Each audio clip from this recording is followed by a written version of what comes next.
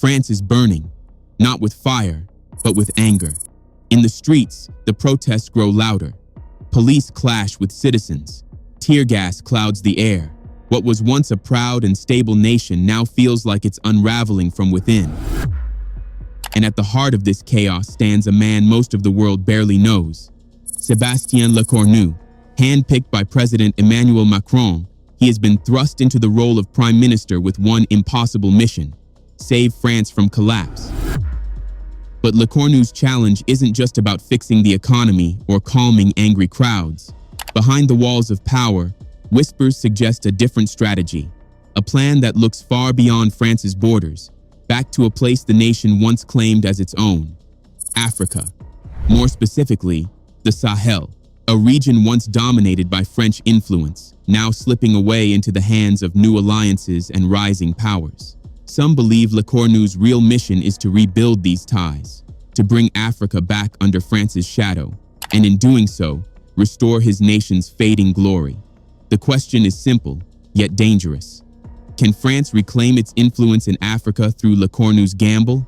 Or will this plan only expose just how far France has truly fallen? Let's find out. France is in chaos. Chaos the country hasn't witnessed in decades. The anger isn't just about the economy, it's about the government itself. President Emmanuel Macron has already replaced 3 prime ministers in just 2 years. And now, another has been appointed only days ago. But instead of calming the nation, the move has sparked fresh outrage. Protests rage across the streets. For many citizens, France feels like it's standing on the edge of a cliff. The numbers paint a bleak picture. The national deficit has soared to 5.8% of GDP, far beyond what any European economy should allow. Debt has climbed above 100% of GDP. Unemployment is climbing. Businesses are shutting their doors, and energy is scarce. Why? Because France no longer has access to the cheap uranium it once imported from Niger. Yet despite all this, President Macron seems to believe in his new prime minister.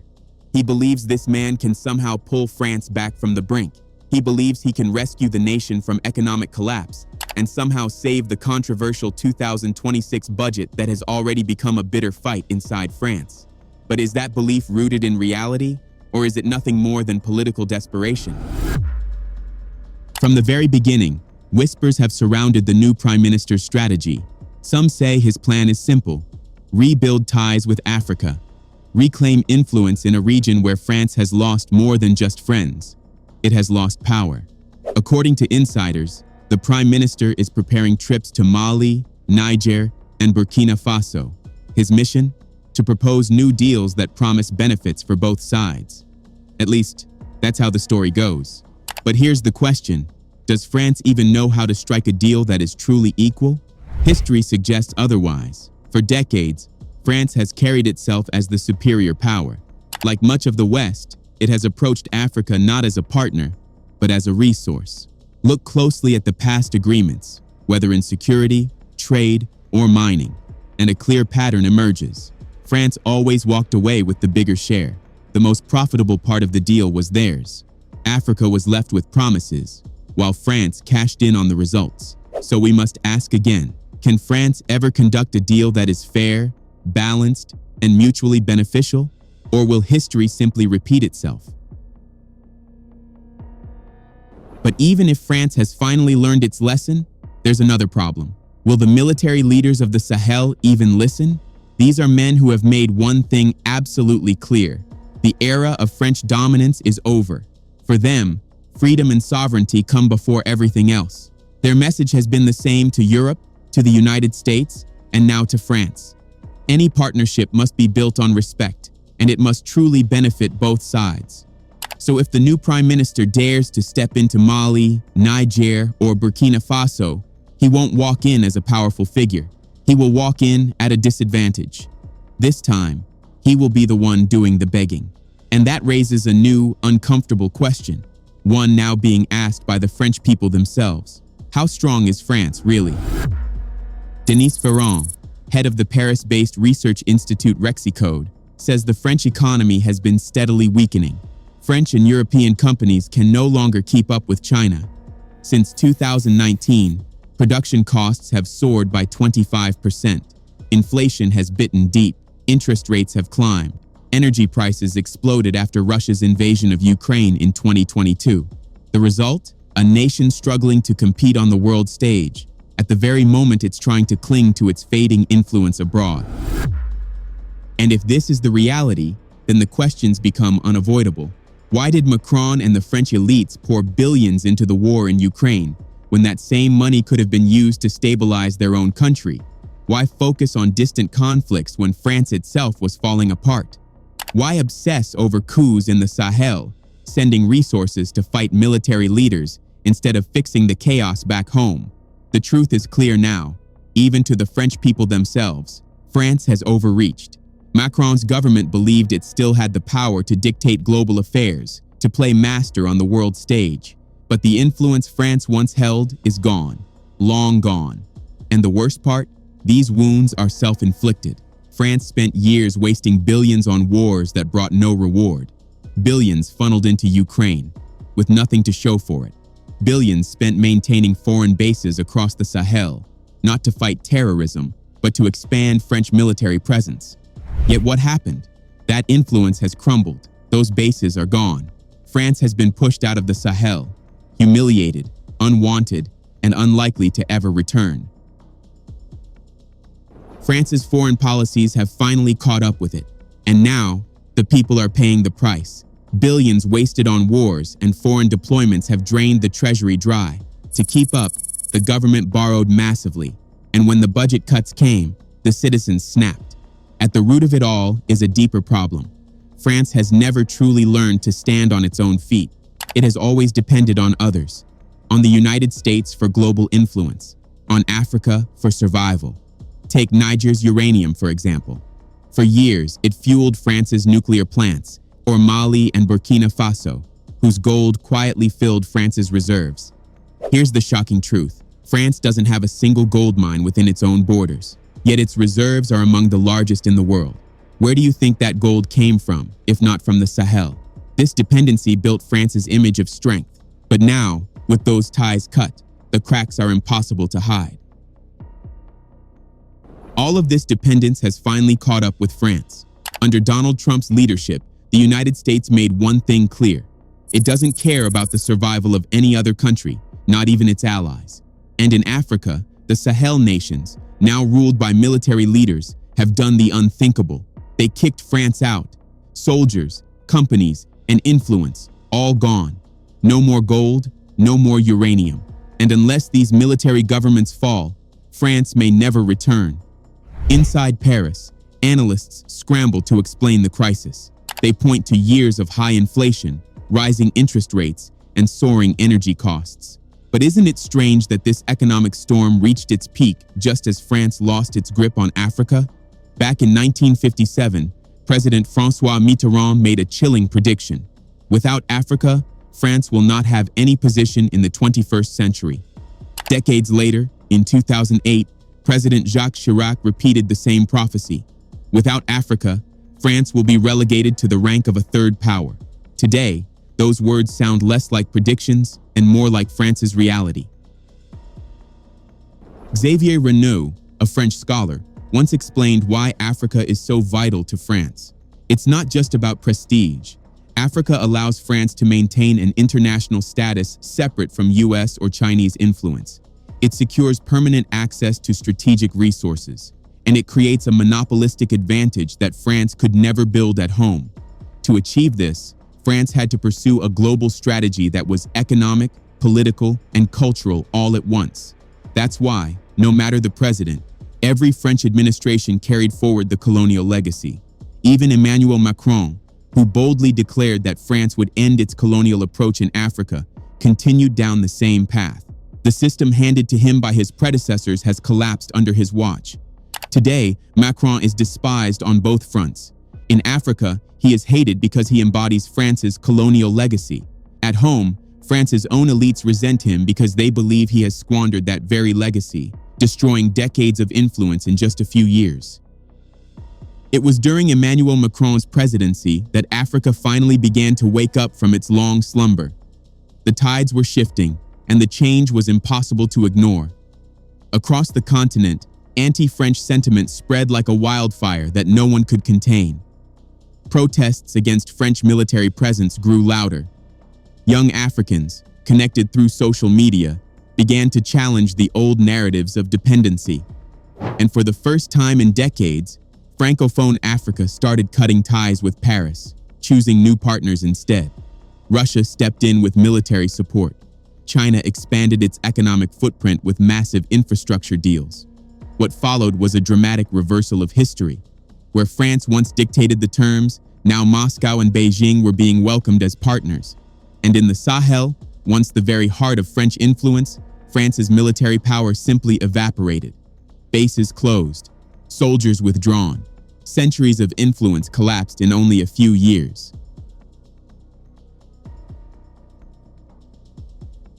The shock was not only felt in Africa. In Paris, the backlash against Macron's Africa policy reached boiling point.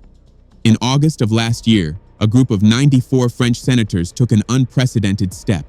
They signed an open letter, published in the pages of Le Figaro, that directly criticized Macron's handling of Africa. It was more than just a letter. It was a declaration that even the French political elite had lost confidence in their president's vision. The senators did not hold back. They accused Macron of fueling resentment across Africa with policies that ignored sovereignty and repeated the old colonial mistakes. They warned that his leadership had triggered the very anti-French sentiment now sweeping across the continent, and they pointed to one failure in particular: Operation Barkhane. Operation Barkhane had once been sold to the French public as the solution to terrorism in the Sahel. Thousands of troops, billions in funding, and years of deployment were supposed to secure France's strategic position in West Africa. But instead, it became the symbol of failure. To the people of Mali, Burkina Faso, and Niger, it was not protection, it was occupation. And by the time Macron was forced to pull the troops out, the damage was irreversible. The senator's words were chilling. The Francafrique of yesterday has been replaced. Today, we see a Russafrique, a Chinafrique, and an Americafrique. The letter ended with a question that hung like a dark cloud over Paris. Isn't it time to review our vision of Africa and its link with France? That single sentence carried the weight of history. For more than 60 years, France had maintained its influence through a mix of military presence, economic deals, and cultural dominance. But now, even French lawmakers were admitting that the era of Francafrique, the France-Africa relationship built on control and exploitation, was dead. In its place, new powers were stepping in to fill the vacuum. For Macron, it was a political disaster. At home, he was despised by the public for failing to solve France's economic crisis. Abroad, he was hated by Africans who saw him as the face of colonial arrogance. And now, even his own senators were openly declaring that his Africa policy had collapsed. It was no longer a question of whether France's African empire could be saved. The real question was whether France itself could survive without it. What does this really tell us? Even though it's not always said out loud, the French elites know the truth. They know exactly how important Africa is to France's survival, and Emmanuel Macron knows it too. Perhaps this explains his recent attempts to patch things up with Morocco. With the Sahel now completely lost, Morocco has become the last option for Macron to cling to some form of influence on the continent. But there's one problem. Morocco is no substitute. Morocco simply does not have the stature or the geographical position to serve as a bridgehead for France in Africa. The Sahel was once France's strategic anchor, its entry point into the continent. Morocco, on the other hand, offers France little leverage. The truth is simple. With Morocco, France has more to lose than to gain. Why? Because Morocco is the only North African country still willing to even talk to France. Every other regional power has either distanced itself or cut ties altogether. Algeria, once one of France's strongest allies in North Africa, is a prime example. That relationship collapsed after France threw its weight behind Morocco's claim of sovereignty over Western Sahara, openly supporting Rabat's autonomy plan. The Algerian government saw this as a betrayal. In response, France imposed sanctions, including the suspension of visa exemptions for Algerian diplomats and officials. What was meant to be a show of strength turned into the final nail in the coffin. The fallout was immediate. Algeria severed its budding ties with France, and the economic consequences have been devastating. French cereals, once a staple in Algeria, have now virtually disappeared from the market. France, once Algeria's top economic partner, is now being pushed aside, treated like a second-class player in a region it once dominated. The French business community has sounded the alarm. Leaders of the Algerian French Chamber of Commerce warn that the collapse of this partnership could jeopardize more than 5 billion euros in French exports to Algeria. For a nation already facing record deficits and staggering debt, losing Algeria's market is yet another wound Macron cannot afford. So the question hangs heavy. If France is losing the Sahel and now Algeria, can Morocco really save Macron's Africa policy? Or is Paris clinging to a lifeline that is already fraying? Beyond Algeria, France is struggling on other fronts in North Africa. In Tunisia, President Kais Saied is steering his nation toward a new diplomatic course, one that looks to Italy and the wealthy Gulf states, leaving Paris sidelined. And in Libya, the story is no better. France has thrown its support behind General Khalifa Haftar in the east, directly opposing the UN-recognized government of Abdelhamid Dbeibah in the west. Once again, Paris chooses sides, deepening divisions instead of fostering stability. And the result? France finds itself alienated in yet another crucial part of the continent. This is not just about politics. These divisions carry heavy costs. By backing one side against the other, France has jeopardized its own influence. Opportunities for trade, for business growth, even for controlling migration flows across the Mediterranean, all of it is slipping through France's fingers. Think about it. Across North and West Africa, once the stronghold of French power, Paris can now only count on two reliable partners, Morocco and Ivory Coast. Two countries. That's all that's left of what was once an empire of influence stretching from the Sahara to the Atlantic. Imagine how far France has fallen. And it is here, at this low point, that voices from within France itself have turned brutally honest. In mid-December 2023, Thierry Breton, the former economic minister of France, delivered words that shook even the elites. He said, "It's the imbecility of Emmanuel Macron that opened the eyes of Africans. One thing is sure, if France loses its colonies, our children and grandchildren will go to Africa to search for their livelihoods. Immigration will change direction. Macron needs to go. If not, France will suffer. Europe needs to unite to fight this new African vision. If one of the heads of the putschists falls, the others will abandon the vision. Africa does not have history, so Africa can't manage the world." These words revealed more than just anger. They exposed fear. A fear that without Africa, France cannot survive. A fear that Europe itself could one day be forced to depend on Africa. And a fear that a new world order is already being written, with or without France. As condescending as this may be to Africans, this statement proves one glaring truth. France without Africa is nothing. And it's one of the reasons why the country is in chaos today. The question is, will the new prime minister be able to regain France's influence in Africa? Well, only time will tell. But the one thing we know for sure is that as long as the AES leaders are still in power, France can never regain its influence in the Sahel and by extension, West Africa. Clearly, the new France prime minister will have to figure out another solution to fix France that has nothing to do with depending on Africa's resources and influence. What are your thoughts? Let us know in the comments section below. Don't forget to like this video, drop a comment, and subscribe to our channel.